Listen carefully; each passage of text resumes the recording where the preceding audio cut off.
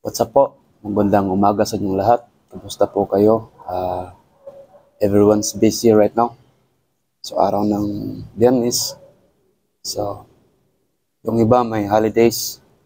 So, gusto ko lang paalala sa inyo guys na ngayong araw na to, make everyone happy. So, don't give them heartaches. So, huwag nyo bigyan ng sakit ng ulo yung mga taong nasa paligid ninyo. Subukan ninyong subukan nyo silang kausapin. So, pangitiin ninyo. So, by simple gesture, by your simple smile, ganun. Okay yun mga kapatid. Make everyone comfortable po sa kanilang ginagawa. So, wag natin silang perwisyuhin. So, ganun po. Salamat po sa inyong lahat at sana po ay may magandang